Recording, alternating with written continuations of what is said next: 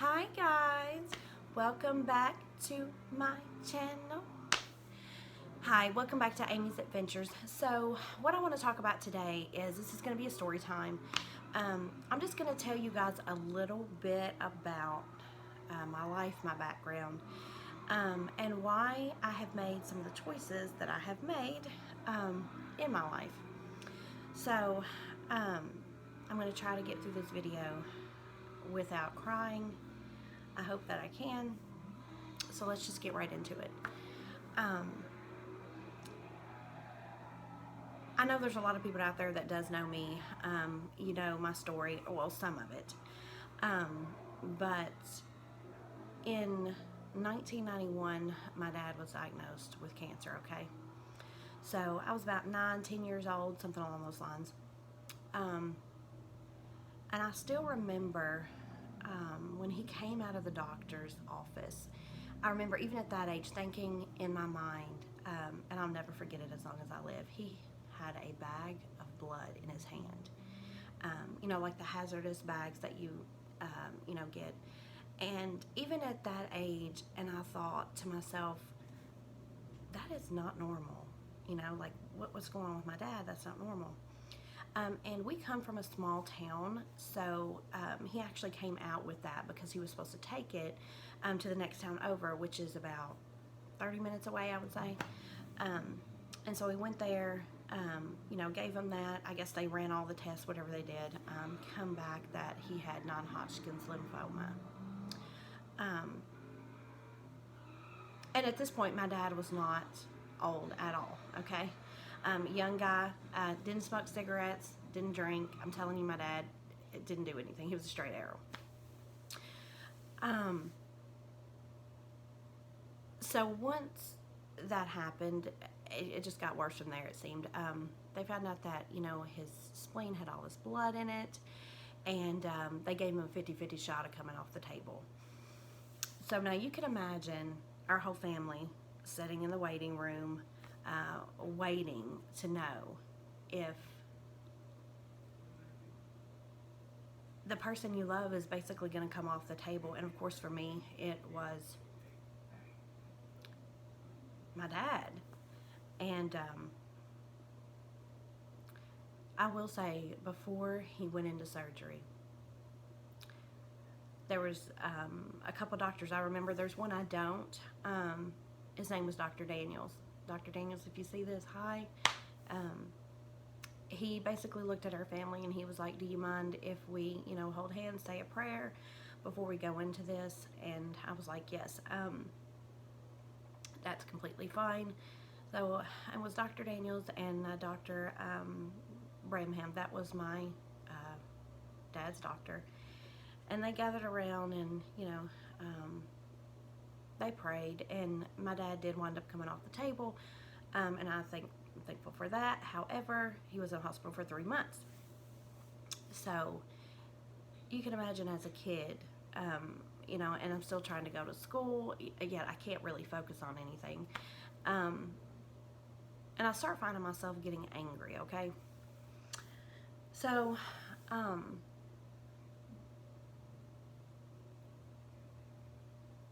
a few years pass, and then my mom goes to the doctor. Well, she finds out that she has breast cancer. So now, at this point, I'm like 13, 14 maybe. And so I've got, my dad has non-Hodgkin's lymphoma. I've got my mother who has breast cancer now. So here I am, this young age, both parents diagnosed with cancer, 2 different types. And I do understand that, families, lots of families are affected in one way or another by cancer. And it's not just the patient that goes through it. Everybody knows that it is the family as well. So usually it doesn't happen that both people wind up with cancer, but that does happen. So understand, I'm dealing with all this, and I find myself getting very, very angry. And so now I'm going to tell you guys a story of just how angry I was. So I'm on the phone one night with a guy I was dating at the time. And he gets a phone call and he was like, hold on, I've got to take this. It might be somebody from my mom or dad, because you guys remember how we did it. We would always be on the phone, right? Always, people's calling from our moms or dads or whatever. We're like, they're not home right now, because we didn't want to get off the phone, right? But he wasn't like that. He really would, answer every call. I'm going to have to call you back, that kind of thing. So he comes back on and he was like, hey, and I'm not going to call this girl out, understand? I'm not going to say her name. But he's like, hey, so-and-so just called me. Let's just call her Rachel. So Rachel just called me, and I'm like, how did Rachel get your number? And he was like, I don't know. And I said, well, did you tell her that you've got a girlfriend? She don't need to be calling you. And he was like, I told her I'm with you. And I was like, okay. I was like, give me your phone number. Because I'm telling you guys, back then, I would just snap over anything. Because I'm dealing with all this in my home life, and I'm just angry. And he was like, okay, so he gave me the number. I get on the phone with her. I call Rachel. So I'm like, hey, Rachel, what's up? Like that was just me, like, what's up? And she was like, I just reached out to your boyfriend just to talk. I just want to be his friend. I'm not trying to get on him. Okay. So I was like, well, I tell you what, it bothers me. I don't really like it. So don't call him again, or we're going to have some problems. And she was like, well, okay, I wasn't trying to upset you. I'm not trying to come between you guys. I'm so sorry, blah, blah, blah. Okay, cool. Then we won't have any more issues, right? Okay. And she was like, no, it's fine. I was like, okay, cool. Hang up the phone. So the very next night, I'm on the phone with him about the same time. She calls again. Tell me why she gonna call again. So I said, don't answer it. Because he's like, it's her calling again. And I'm like, don't answer it. I'm going to handle this tomorrow. I got this. So I went and told my mom. I'm like, hey, and understand at this time, guys, she had already been, found out that she had cancer. She was actually in remission. So, she was feeling better. Obviously, she could drive, that kind of stuff. So, I'm like, hey, Mom, I've got a test, and it's right at 8 a.m., and if I could get to school and not have to ride the bus but be there right at 7:30, I would be so happy. Come on, raise your hands. How many people has lied to their parents because they didn't ride the bus so they could go hang out with their friends for extra 30 minutes, whatever. Anyway, but I had done made my mind up that, when I got there, I was straight up confronting this girl, and I wanted to get there before she did because I wanted to be waiting on her and make sure I did not miss her.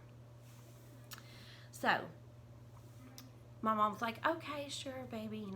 My mom was the sweetest woman, you guys. So, she takes me to school. I get there about right at 7:30. I go in. They won't unlock the doors at our school till 7:30. That's how it was back then. So, they come and unlock the doors. I walk in, and I go up to, I don't know, maybe like 3 rows, maybe from the top of the bleachers, because we had bleachers that went up. And I asked someone that I knew she kind of was cool with, and I was like, hey, where does Rachel sit? And she's like, oh, she usually sits over there. Okay, cool. So I make sure I go sit in that section. And I'm so, pumped up and so mad and heated, right? So I'm standing up on the bleachers, just like this. Like, come on through that door. I got something for you.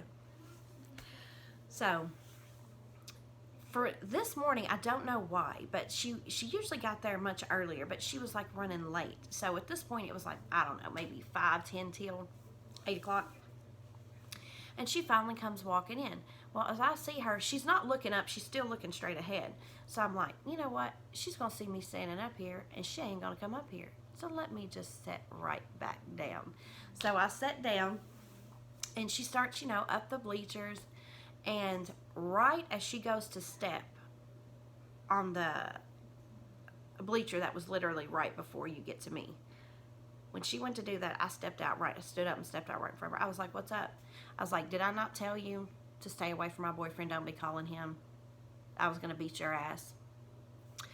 And she is stunned, like she doesn't know what to say. And I said, I tell you what, I was like, I'm fixing to beat your ass. I'm fixing to kick you down these bleachers. Do you understand that? Do you understand that? And she's still just looking at me. And then she goes, wait a minute, he's been calling me. And I'm like, what do you mean he's been calling you? She's like, Amy, I'll bring my caller ID. Because, you know, back then, guys, we had the caller ID boxes. And you could unplug them, you know, take them anywhere and plug them up. And it would show, you know, the calls, who had called. And I don't know how long it went back, if it was a week, 30, I don't know. But anyhow, so at that moment, I was like, bring it to school tomorrow. I want to see this. But I said, just know, Rachel, if you're lying, I'm going to beat your ass. And she was like, I'm not lying. I promise I'll bring it in. Okay. So, you know, the next day she does bring it in. We find a place to hook it up. Turns out he wasn't lying. There was his dad's name, which also had the same name as him, right there on the caller ID. So I wound up not beating her ass. Thank God.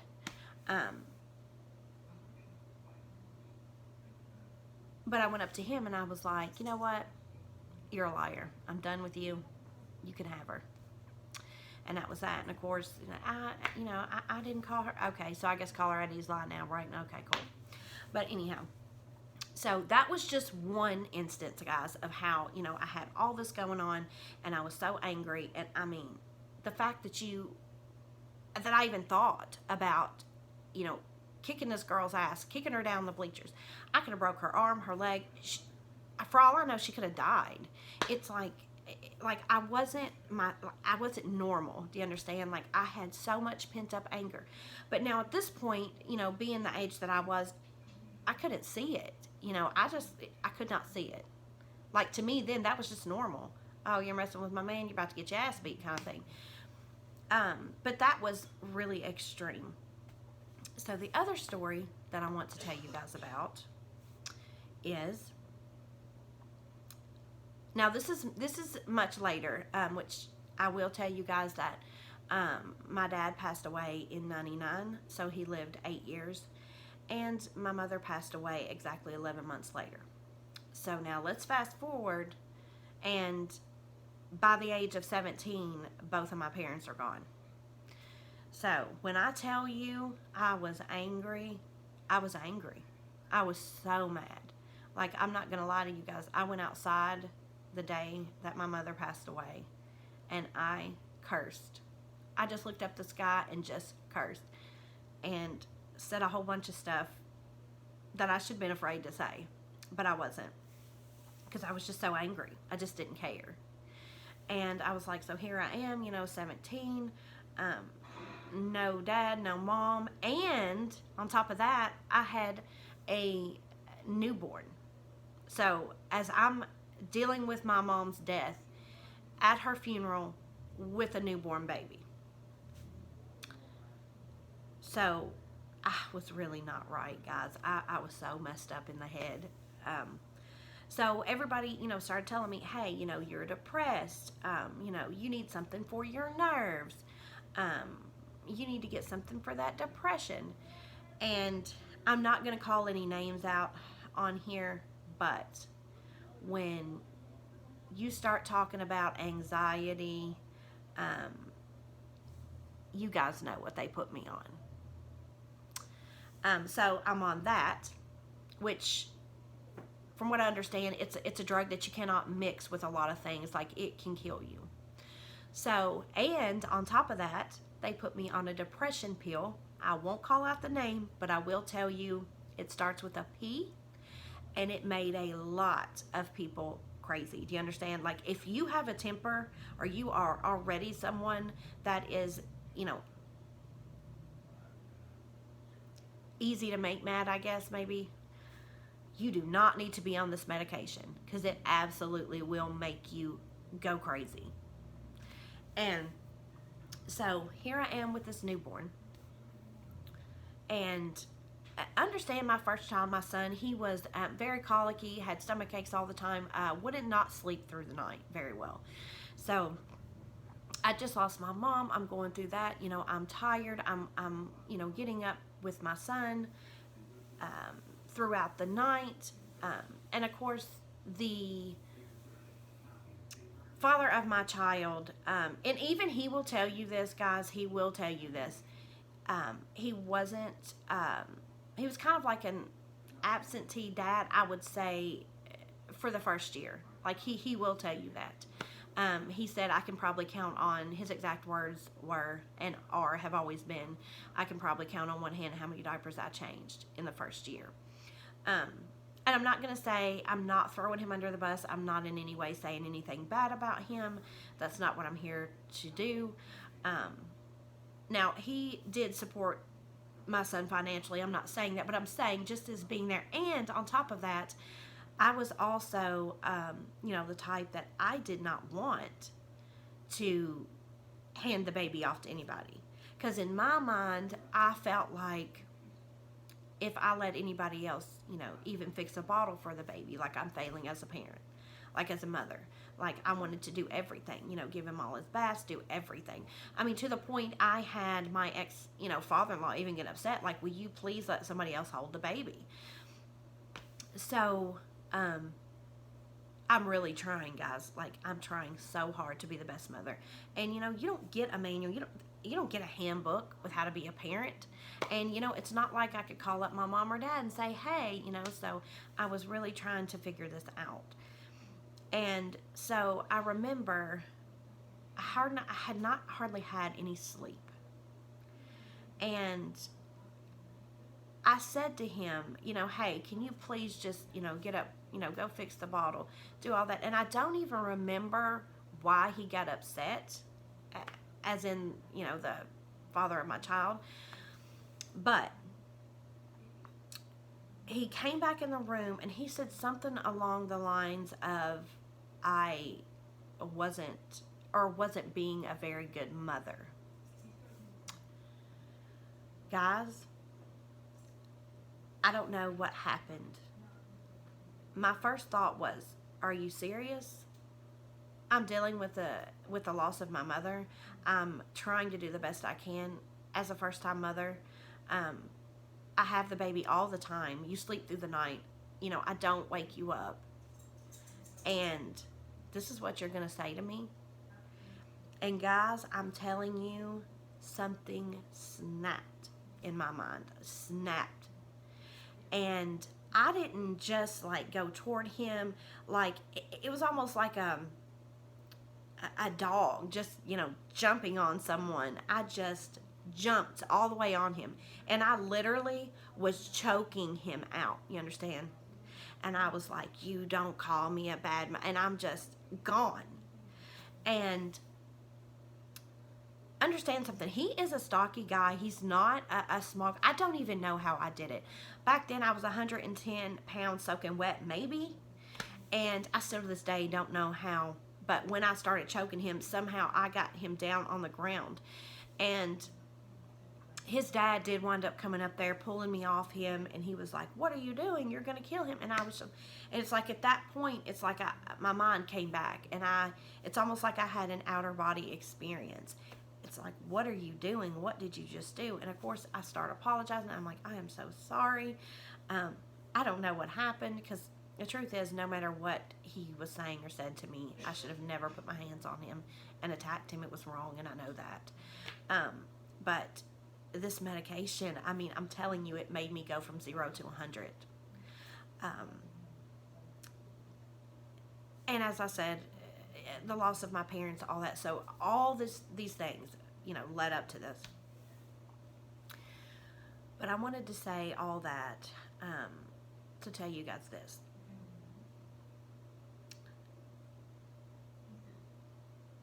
When you do something and you're angry, in a split second, it can change your whole life. What would have happened if I would have kicked Rachel down those bleachers? I could have killed her. I could be in prison right now for the rest of my life. choking anyone out that you love. That's never a good thing. I could have, maybe due to rage, I, might have been hurt him. I don't know. But please, please, please think before you act when you are angry, because it literally can change your whole life. And if you are going through something like I went through, your parents are sick or whatever the deal might be, please, please, please, go see someone, go talk to someone. Don't let it, build up and build up and not deal with it until you just explode. So that's going to conclude my story time for today. But before we go, I do want to say, I'm not going to stop making videos. Do not text any family member of mine telling me I need to, because this is my channel, this is my truth, and I will absolutely speak it. I'm not going to get on here and lie. I'm going to tell stuff straight up the way that it is. I'm going to try to put videos out for you guys every Monday and every Friday. I feel like there's something else I'm forgetting.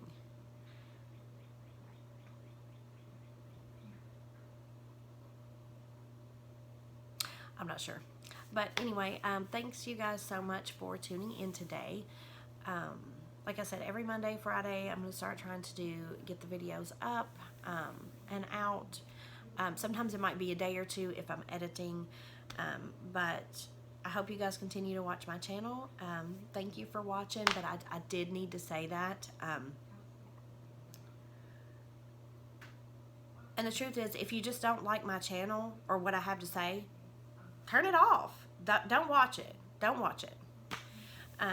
So thank you guys for watching. Have a great rest of the day. Thanks. Bye-bye.